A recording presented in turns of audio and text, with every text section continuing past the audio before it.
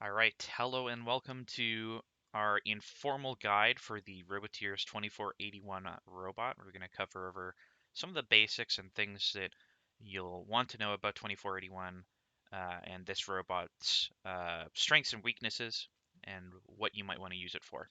So to start off, 2481 is a really versatile robot. It's one of the safest scoring robots that you can pick due to its ability to shoot from protected areas. That being said, the upper score limit right now is a little bit lower than at least one of the other robots, the OG robot.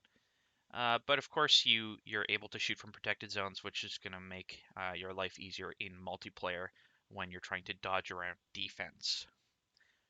Obviously, another strength of it is it can do very long range shots, so it can shoot from the most variety of places, which is going to give you some flexibility in that regard.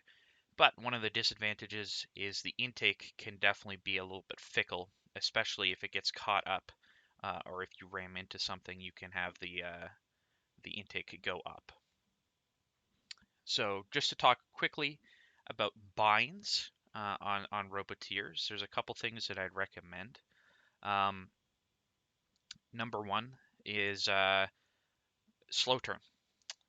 All of well, especially Roboteers, it's really useful to have slow turn. And what I have them set to, for me personally, is I have slow turn bound to my shoot button, which in this case happens to be right bumper. As you can see on the screen, on the lower left-hand corner, I am using right bumper. And what slow turn does is it actually makes you like really slow to turn. As you can see, I can barely turn. I'm going all the way over. And this is going to let you do micro adjustments. And as you can see, once I let go, we're able to turn normally and we slow down.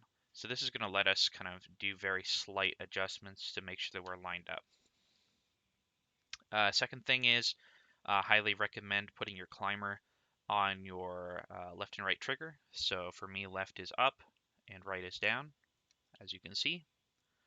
And what that's going to do is it's just going to have you be able to move because you can have both your thumbs on the joysticks at the same time as raising your climber. Meanwhile, the default position, which I believe is left and right, it's really hard. You have to take your thumb that would normally be on the left-hand joystick and put it on the D-pad.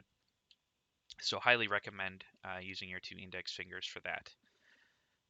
Um, As for binds, of course, we also have just the default binds for the hood angle, as you can see, is now being adjusted with the D-pad.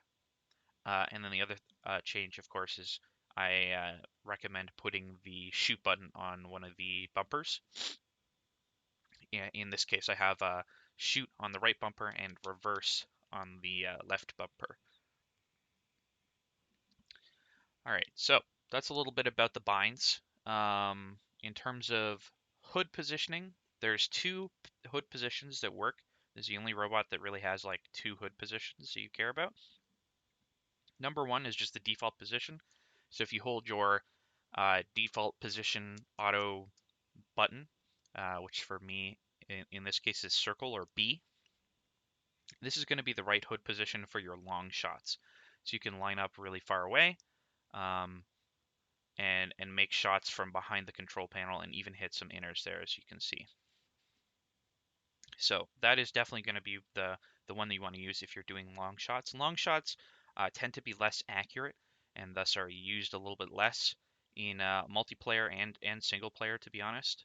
But they can still be useful in some cases where you really need to just dump a hopper at the end of the match and don't have time to drive across the entire field.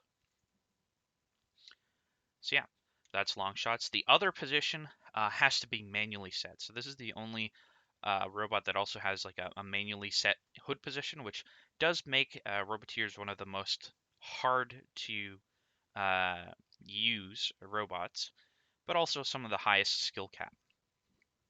And for that position, we want to use the just a fraction over 7. So we're just going to slightly adjust that. And as you can see, this is basically the mid-range shot. So mid-range shots are by far the most common positions to shoot, and we can shoot from the left of the truss, which is a very common position, especially in single player. Less so in multiplayer because of the undefended. You're not in a protected zone, but you can still use it if you're quick enough. You can shoot just to the right of the truss.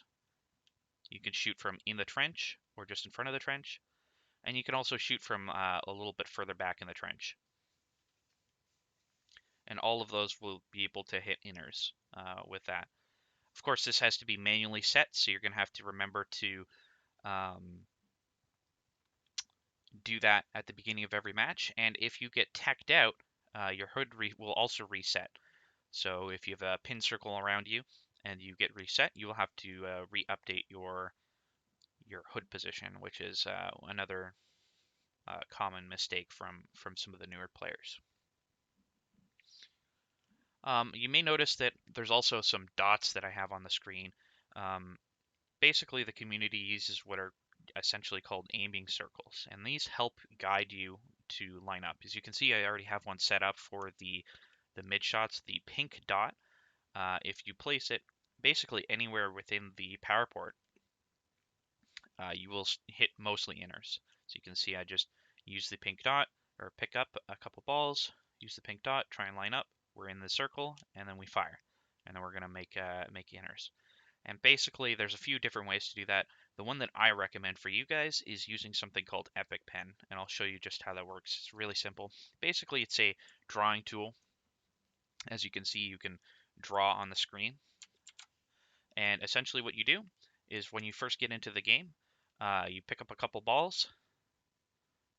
You try and line up with no aiming circle. So I'm just going to do that, pretend that I have no aiming circle. As you can see, I'm going to try and find the right angle. And that looks pretty good. And then what you would do is you would just put you go to the marker, you would click in the center, and then boom. Then you have a marker for where you want to be. Whenever you're not using your aiming circle, you can just press the I button and everything hides in this nice and compact thing. So yeah, aiming circles are really important because obviously it helps your inner percentage. Inners are really important in the game. The more inners you get, the better, of course. So make sure that you have an aiming circle for Roboteers especially. And if you really want to, you can also set up an aiming circle for the far shots by doing the exact same method. So moving on, autonomous periods. There's a few different, really only a couple of viable autonomous periods for the Roboteers that are currently in the meta. One of them starts from red left, so we'll just show you that. Essentially what you do in multiplayer is you take the entire line of 9, you just kind of hug the wall. Normally there's a robot picking up these balls, and they'll come this direction, and then you let them by, and then you'll adjust your hood angle, go from here, and you will shoot into the port. And we'll just show that again, just a little bit quicker, of course, so that we're actually in the time limit. So normally you just wait, you let them by, you get over, you try and realign, and you'll shoot as many as you can. The most points you can get with this is a 54-point auto. As you can see, 42 is not fantastic, but it's okay. So generally you want to be in that 40-ish range. And most of that, of course, was just due to the missing of inners, which again comes down to setting your hood accurately. One of the other useful things about slow turn is it actually changes how fast your hood moves. So as you can see, if I don't have slow turn on, you can see the hood moves very fast here. All right, and then once I have slow turn on, it moves much slower. So you see slow turn off, slow turn on, slow turn is on again, and then off. You can see that the dial moves quickly. So normally you just want to give it like one little tap to get near the 7. And then when you're shooting, while you're shooting, because you have slow turn, you can slightly tap it just a little bit up or down to adjust your hood angle, which is going to help with your lineups. The other viable autonomous for the Roboteers in multiplayer is starting from the center. And for this autonomous, you pick up the 5 balls in the middle, set your hood, and shoot like so. So you shoot those 5 balls, and then you kind of come over here and try and get to the hopper as quickly as possible. In terms of picking up, Roboteers is really good at picking up, or well, decent at picking up in the middle of the field. As you can see, this is not really a problem for the Roboteers. One of the important things, though, to keep in mind is that when you're trying to pick up against the wall, it's a lot slower. You have to be very meticulous with making sure that you're not slamming into the wall because it can be really problematic to pick up from the wall. We're just going to fill up this blue human player station real quick. So as most of you should know, once you reach the 14 ball capacity of the human player station, then what will end up happening is you'll start getting the balls overflowing, which we're basically full here. I'm just going to shoot these out here. One of the other really important pickup strategies here is when you have a full human player station like this. Normally what you want to do, it's going to be a little bit hard because there's a ball in there. Hopefully we can have it roll away. But basically you run into it and let the balls fall into your hopper. Of course, sometimes there is balls in here, so generally we want to go from the right hand side and then shove it into the corner so that it's less likely to be stolen. So we're just going to do that right now. And of course, that was not the cleanest. But you can see we got a decent number of balls. Just going to try and fill up that hopper once again.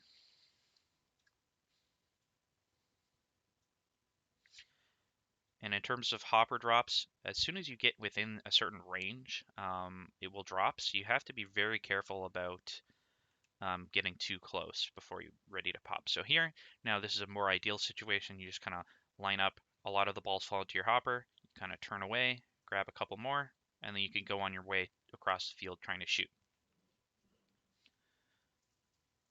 In terms of control panel, we'll get that going here. Control panel is located at the back of your robot. You can see the red wheel. It is also attached to your climber. So it's really important that you are able to move your climber really efficiently for Roboteers to be able to do the control panel. And we're just going to start to fill up our capacity just so we can show you both of the things. Basically, either side of the control panel is viable, so you can go from the side closer to your goal or closer to your loading station.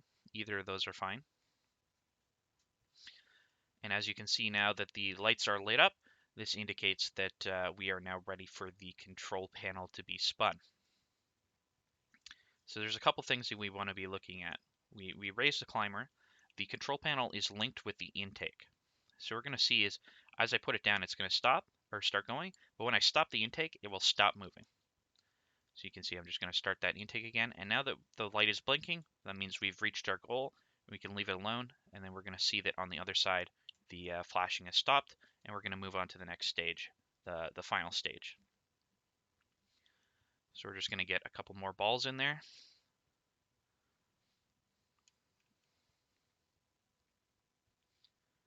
Fill up the stage a little bit.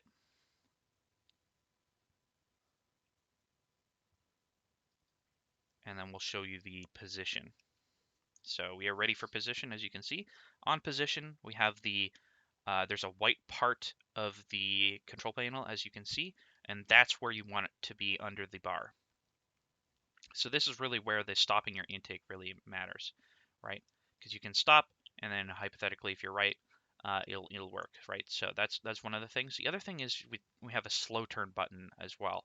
And for me, I bound the second slow turn button to Y, so you can see that the wheel spins slower, and this will help you set the position much more accurately. So we're just gonna stop it right on the line, raise our climber, and we're good to go. And we're gonna see it start to flash, and then it'll register, and then we'll receive those control panel points.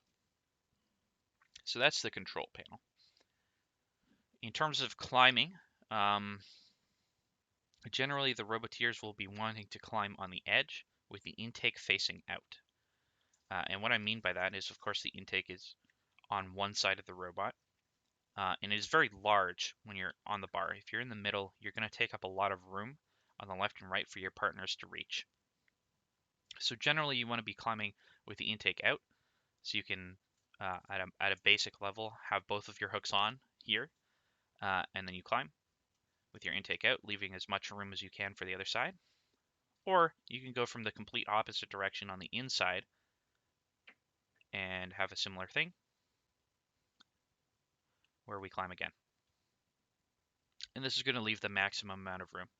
It is possible to climb in the center if you really need to, but generally recommended to try and climb that way. And obviously, not having the intake on the inside because you're going to be blocking a lot of the space on the bar. Another really important strategy for climbing with Roboteers is climbing off of one hook. Sometimes you want to leave a ton of room, so what you can do is you can just raise up your climber a little bit, just get one hook on there, and then raise it up, and you're going to be off the ground. Of course, here we're basically touching the ground. It's very close because we don't have a balanced climb. We don't have a second robot on the other side. But this is also one of the important strategies, just to give as much room for the robot coming in the middle, because often they'll be coming very late. So just getting one hook, lowering, and then getting your climb off of that. So the last thing that we'll talk about is a little bit of single player strategy for when you're doing your single player runs, which we'll talk briefly about. For those of you who don't know, there's a button that you can bind to automatically reset your robot. For me, it's share, which you can see right here. I can just press this button, it'll reset the timer. For single player, you definitely want to be starting in red left.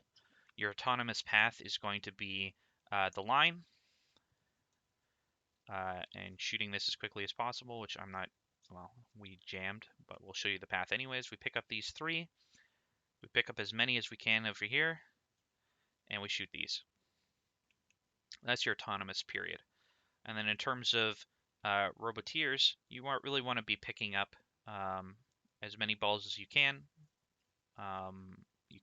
You can start by getting the trench and the rendezvous. There's also a big line back here, which you can grab in one go, like so, and shoot. And then of course, activating the color wheel in between when you have time is really important. So that's general, like very, very basic strategy for Roboteers. And if you're interested, there's also lots of videos showcasing some of the runs that some of our community members have done. So that will give you some more information on that as well. Okay, so that's the gist of Roboteers. Hopefully you learned a little bit. Went a little bit longer than I wanted to, but it should give you a good idea of everything you need to know about the Roboteers robot.